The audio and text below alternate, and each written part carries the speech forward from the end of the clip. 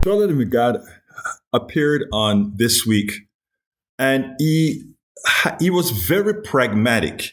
He's not a Joe Biden fan. He definitely is not a Trump fan. The radio host was very clear.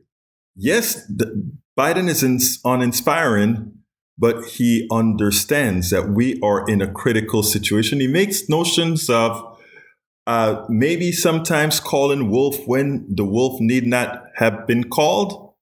But I want you to listen to this because I think he articulates the dilemma that not just Democrats, but that the entire country finds itself in right now, especially because of the nature of a pseudo-populist like Donald Trump, who for some reason is able to garner the support of a particular sect in this country. Check this out, then we'll take it on the other side. I saw you describe this campaign that we're headed into as a race between the cowards, the crooks, and the couch. The crooks are the Republicans. The cowards are the Democrats because they don't fight hard enough on anything. And, the couch is voter apathy. That's who everybody is up against in 2024. Right now, it feels like the couch is going to win. I don't know who that benefits, by the couch winning, but it feels like the couch is going to win. What's your sense? How engaged, how much is your audience paying attention to this race? My audience is America. And when I'm out and about, just, walking in the street or people are calling into the radio station, nobody is inspired by the upcoming election. Nobody wants to see the rematch between Biden and Trump. And that's what makes me feel like the couch is going to win. Why? This is the first time in my life when people say things like person is a threat to democracy. Mm-hmm. It's absolutely true. And it's mind-boggling to me that, nobody is taking it as serious as I feel like they should. Like we watched an attempted coup of this country happen on January 6th, and everybody's acting like it was just a bunch of people, wilding at spring break, down in Florida. Yeah. Like we literally watched, people try to overthrow the government because they didn't like the results of an election led by a former, president. If that doesn't cause a sense of urgency in people, I don't know what will. Biden does make that an issue over and over again. I mean, he constantly talks about that. Why is it not resonating? Well, he's just an uninspiring candidate.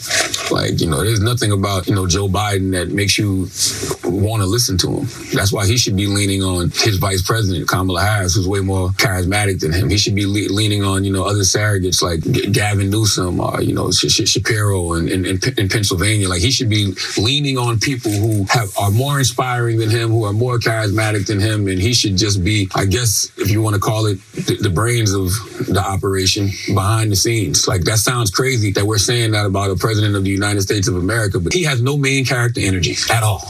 None. And what is that? Is that age? Is it the way he is? I mean, why do you? What's the problem? I don't think it has anything to do with age. I think it has just everything to do with him. Like Donald Trump is 3 years younger than President Biden, but he just comes off a lot more youthful. He comes off, like he has a lot more energy. And I always say this about them. Donald Trump seems more sincere about his lies than Joe Biden does about his truth. Well, do you get blowback from the White House? Because you, even now in this conversation, you're very tough on Biden. So when you say something critical, do you hear from him? Yeah, and I think that's the stupidest ever. Because I feel like you should be able to criticize whoever your elected official is, right? Yeah. And even if I do criticize them, I'm criticizing them because of what I see coming up in November. I see what we're facing. So what I'm saying to them is, where is the sense of urgency? You can't keep saying that there's a threat to democracy, and democracy as we know it is going to be gone, but not act like it. And the other problem is they've always done this with every single Republican candidate. Since I've been alive, whoever the Republican presidential candidate has been, they've demonized. It doesn't matter who it is. It doesn't matter if it's John McCain. It doesn't matter if it was, Mitt Romney. It doesn't matter who it is. They will demonize the Republican candidate. And now that there's an actual legitimate threat right there in our faces, they're like the party who cried wolf. Nobody believes them. Do you think Trump's going to win? I don't know, but that's what's scary about it, right? Because when you look at everything he's done, attempted coup of this country, put the Supreme Court judges on who got rid of Roe v. Wade, takes credit, says, I am the one who got rid of Roe v. Wade. Me, I did that. When you see all of that, it really shouldn't be close, right? But when you have a candidate like President Biden, who the polls are, saying has the lowest approval rating ever, and, he'd lose to a general election and a Trump. That's scary. That's where these conversations are coming from, where they're like, yo, you might need to step aside and put somebody else in there. Because, my fear is that the election is going to be close, right? You've got a very powerful voice. You've got, incredibly influential show. You've got an audience that Democrats especially crave. And obviously, Nikki Haley coming on, Republicans as well.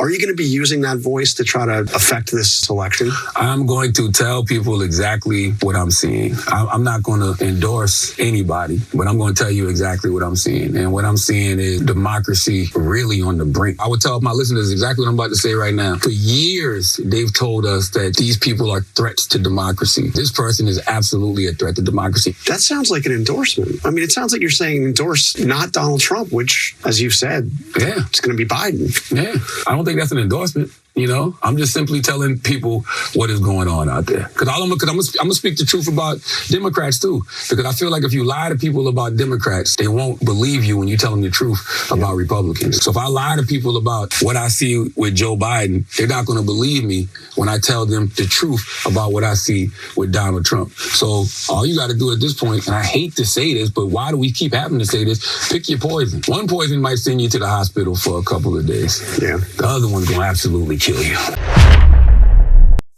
I mean, he nails it.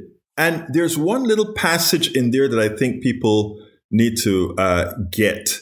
When he talks about Donald Trump is much better at telling his lies than Biden and his cohorts are at telling the truth, a truth that is good for them.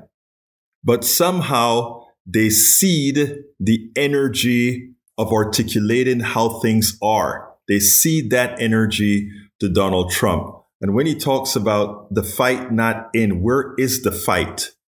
He's accurate.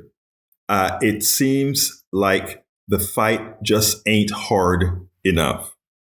We got time to make the change, but we better do it. It seems like he wants to do his part. We all need to do our part. We spend a lot of time deconstructing the news, trying to parse it into a form that everybody can understand. We try to find those little nitpicks where it flies above the fray, etc. If you really like these videos that we do, I want to ask a big favor. Please go ahead. Number 1, subscribe to our channel. And number 2, please join if you can. Thank you so kindly for watching. Keep watching. Please remember to share. We must populate the entire internet with our progressive message, a message that we know is what most Americans say that they want. So help us, please join.